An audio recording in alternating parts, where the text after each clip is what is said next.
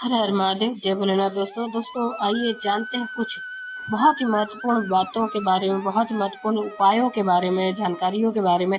पूज्य गुरुदेव के श्रीमुख से उन्हीं की कथा के दौरान जब वो बता रहे थे, तो कुछ अंश को मैं यहाँ प्रस्तुत कर रही हूँ। तो चलिए सुनते हैं उन्हीं के श्रीमुख से बहुत ही महत्वपूर्ण जानकारी। अब कई बार बड़ा बड़ा दिक्कत खड़ी हो जाती है जब मान लो इतना तुमने भगवान से मांगा, इतना तप करा, इतनी साधना करी, इतना व्रत करा, इतना उपास करा, इतना इतना नियम धारण करा, उसके बाद भी अगर कोई घटना हो जाती है, कोई जीव चला जाता है, तो स्त्री को ये सोचने में आता है कि मैंने तो भगवान की इतनी पूजन करी थी, इतनी अर्चना करी थी, इतना व्रत करा था, अब मुझे तो कुछ करना ही नहीं है, अब तो मैं करूंगी नहीं, अब तो मैं ये हरताली का व्रत भी मैं छोड़ दूंगी और ये हो जाएगा। पर शिव महापुराण का संवाद तो सुनो।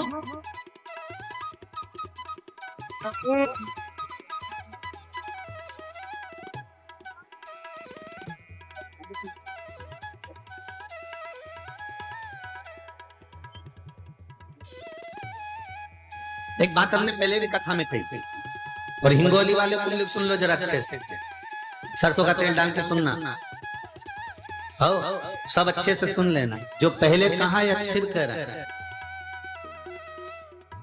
भगवान नहीं सुन रहा ना, फिर भी उसके मंदिर जाते हैं।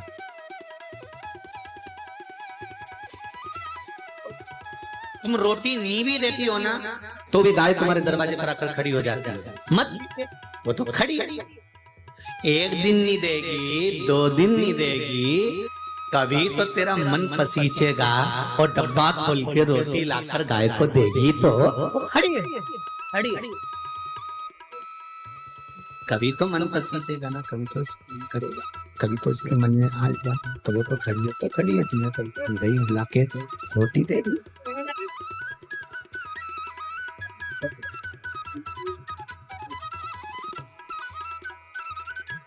अब जो होना था हो गया, घटना तक घट गया। परशु महापुराण की कथा कह रही है, व्रत नहीं छोड़ना, व्रत हरतालिका का करते रहना। क्या होगा उससे, क्या फल मिलेगा उससे? भजन गाते रहना, शिव की आराधना करते रहना, शंकर का स्मरण करते रहना, क्या फल मिलेगा उससे? तो कहा ये कोई पूर्व का कर्म का भोग होगा, जिसके कारणवश हम अखंडता लेकर नहीं गए, और हमारा जब अगला जन्म होगा तब हम अखंड सौभाग्यवती होकर जाएंगे। निश्चित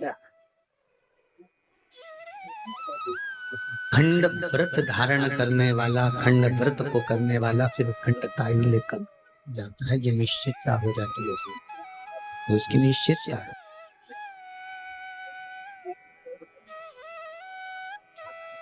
करते रहो व्रत, करते रहो साधना, करते रहो उपवास, मंदिर जाना मत छोड़ो, जाते रहो। शिव जी को 1 लोटा जल चढ़ाना मत छोड़ो, चढ़ाते रहो।